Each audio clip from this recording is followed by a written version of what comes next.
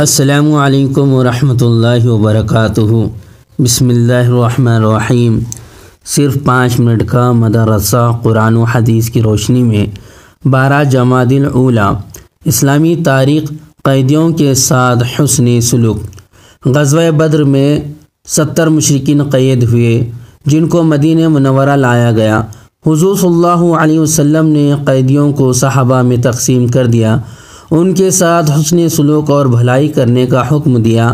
اس حکم کو سنتے ہی صحابہ کرام رضی اللہ تعالیٰ عنہم اجمعین نے ان کے ساتھ ایسا سلوک کیا کہ دنیا کی کوئی قوم اس عدل و انصاف اور حسن سلوک کی مثال پیش نہیں کر سکتی۔ آپ کے چچا حضرت عباس رضی اللہ تعالیٰ عنہ کے بازو کمر سے کسے ہوئے تھے۔ ان کے کراہنے کی وجہ سے جب آپ صلی اللہ علیہ وسلم بے چین ہو گئے تو صحابہ نے ان کی رسی ڈھیلی کر دی۔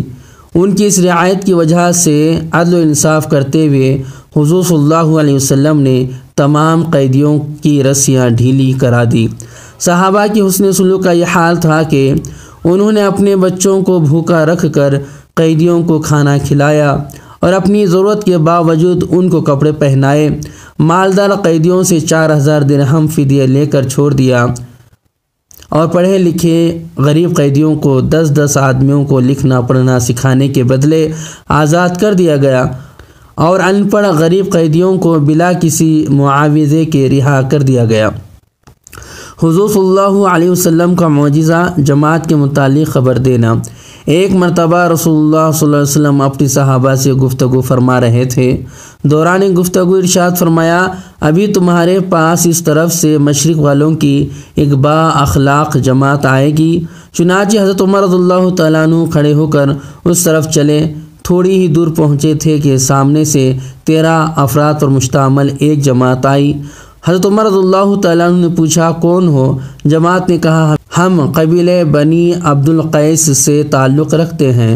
حضرت عمر رضی اللہ تعالیٰ عنہ نے پوچھا، کیا اس شہر میں تجارت کے ارادے سے آئے ہو؟ انہوں نے فرمایا، نہیں۔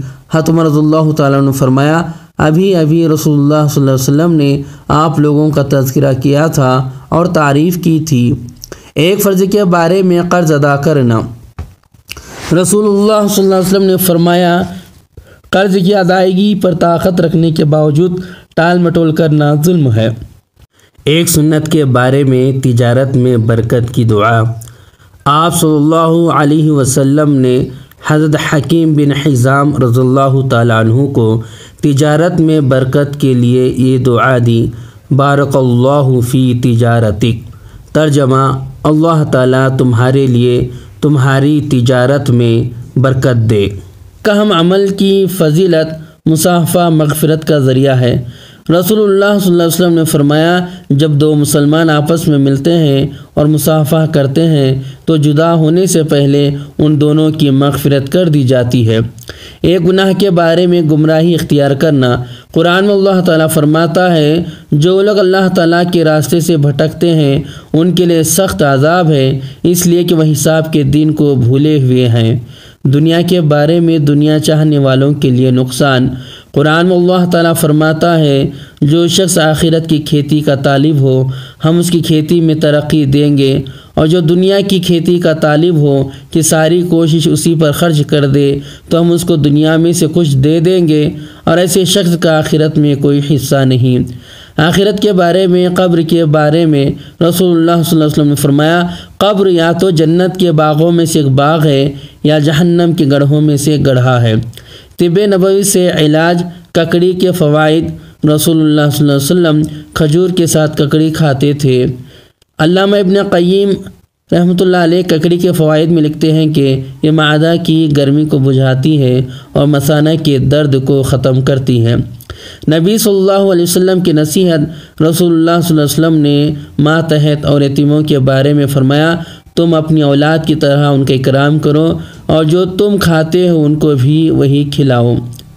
اللہ تعالیٰ سے دعا ہے کہ اللہ تعالیٰ باتوں پر عمل کرنے والا بنائے، ان باتوں کو یاد رکھنے والا بنائے، اور اس میرے ویڈیو کو لائک کرے، شیئر کرے اور سبسکرائب کرے۔ السلام علیکم۔